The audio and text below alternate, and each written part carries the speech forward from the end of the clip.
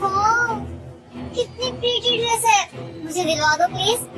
मनीषा बहुत महंगी ड्रेस होगी, ये देखो ना कितनी बड़ी दुकान है। अरे कुछ महंगी नहीं होगी, और देखो इसका डिस्काउंट भी चल रहा है, प्लीज अब तो दिलवा दो। डिस्काउंट भले ही मनीषा, लेकिन सच बताऊं ना तो मेरे पास पैसे नहीं है। अभी पैसे होंगे तो हम ले लेंगे ना, देख लेंगे। अभी जब पैसे भी नहीं है तो देख के क्या फायदा। अरे प्लीज दिलवा दो ना। अच्छा एक बार अंदर तो चलो, एक बार रेट पूछ लेते हैं इसका। मनीषा मेरी बेइज्जती हो जाएगी, समझा करो, इतने लोग होंगे अंदर। अरे चलो ना, कहीं बेइज्जती नहीं हो रही तुम्हारी, चलो। सुनिए, जो बाहर लेटेस्ट लगी हुई है वो कितने की है? वो रेड वाली मैडम, वो सिर्फ 13,000 की है, और उस पर ना 60% का हमने डिस्काउंट दे रखा है। आपको सिर्फ 5,000 में मिल जाएगी। सिर्फ 5,000 रूपए में इतनी अच्छी ड्रेस?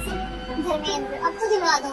मनीषा मैंने तुम्हें पहले ही बोला था मेरे पास पैसे नहीं है, मैं कैसे दिलवा पाऊंगा। क्या यार, हमेशा पैसों के लिए रोते रहते हो। इतनी अच्छी ड्रेस तो पर मिलेगी भी नहीं, दिलवा दो ना।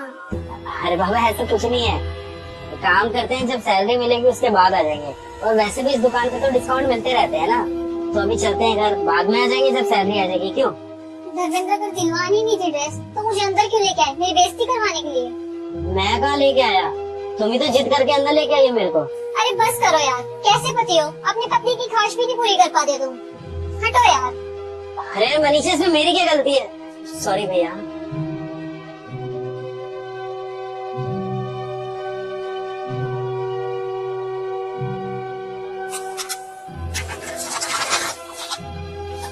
धर्मेंद्र, ये तो वही वाली ड्रेस है ना जो हमने सूरी शॉप पे देखी थी।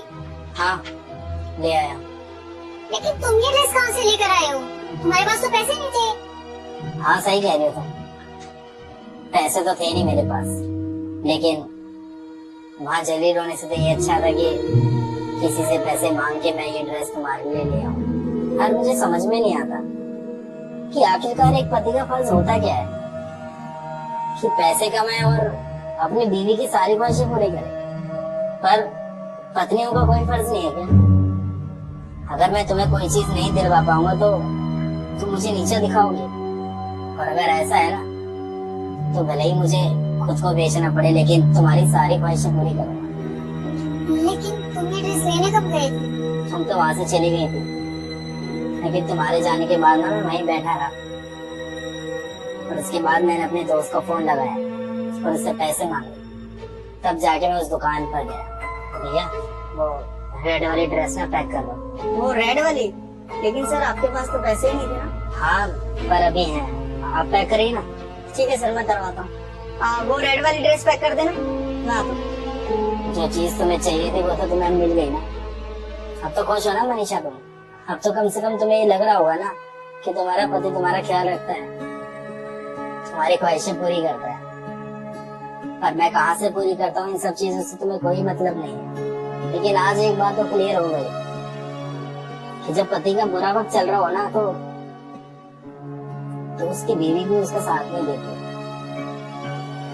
सही है, मेरे बुरे वक्त का मजाक उड़ा लो, जितना उड़ा सकते हो, और जितना जलील कर सकते हो उतना तुम कर लो।